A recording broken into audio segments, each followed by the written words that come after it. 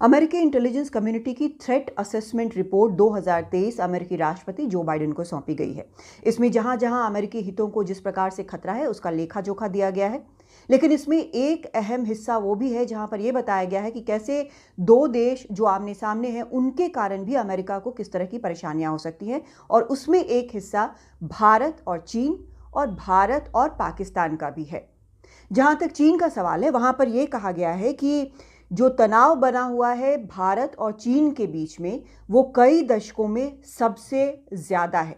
2020 के गलवान झड़प की इसमें बात की गई है। कहा गया है कि ये जिस तरह से झड़प हुआ है उसके कारण ये तनाव बना हुआ है। बातचीत की कोशिश, बातचीत चल रही है और तब भी ये तनाव बना हुआ है और आने वाले वक्त में तनाव बने रहने की आशंका है।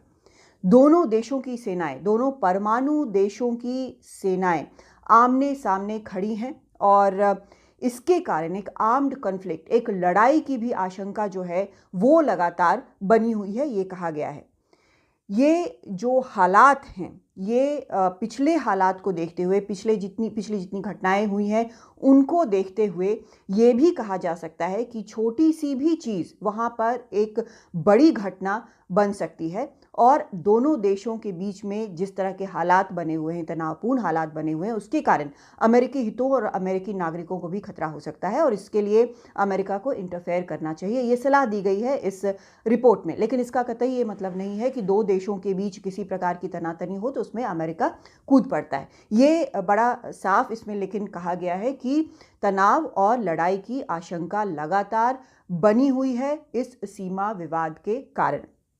दूसरा पॉइंट जो यहाँ पर कहा गया है वो ये कि भारत और पाकिस्तान के जिस तरह के रिश्ते हैं, जो एक साइकिल चलता है वायलेंस का, वो भी एक चिंता का विषय है।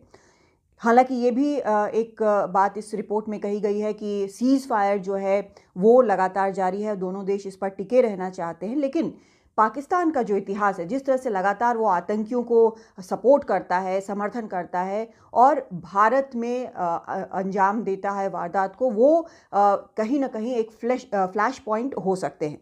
कहा गया है कि अभी जो नेतृत्व है देश का, पीएम मोदी का जो नेतृत्व है, उसमें अगर भारत को ऐसा लगता है कि किसी भी प्रकार से उकसाया जा रहा है तो इसमें चाहे वो परसीव्ड हो, यानी ऐसा लगा या फिर ऐसा होता है, जिसमें कश्मीर में अनरेस्ट और आतंकी हमले दोनों की बात की गई है कि ये दोनों फ्लैश पॉइंट हो सकते हैं। तो ऐसे हालात में कहा गया है कि मौजूदा नेतृत्व के रहते हुए ये संभव है कि इसका सैन्य जवाब दिया जाए, मिलिट्री जवाब पाकिस्तान को दिया जाए। तो दो ये अहम बातें इस इंटेलिजेंस रिपोर्ट में कही गई हैं। लेकिन ये ज़रूर है कि भारत भी ये सारे हालात जानता है।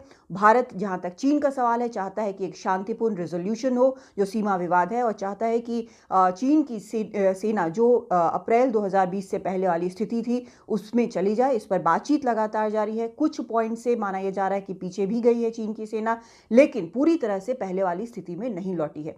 उसी का एक असेसमेंट यहाँ पर, उसकी झलक जो है साफ तौर पर इस रिपोर्ट में दिखाई देती है। हालांकि इस रिपोर्ट में चीन के बारे में कई पन्ने लिखे गए हैं, किस तरह से हर प्रकार से चीन इस्तेमाल करता है हर तरह की चीज़, चाहे वो साइबर हो, स्पेस हो, उसकी जो ताकत है सप्लाई चेन्स की, वो इस्तेमाल करता है अपने गोल्स तक पहुँचने के लिए और इसको अमेरिका के लिए भी खतरा बताया गया है। दिल्ली से कादम्बिनी शर्मा, NDTV इंडिया।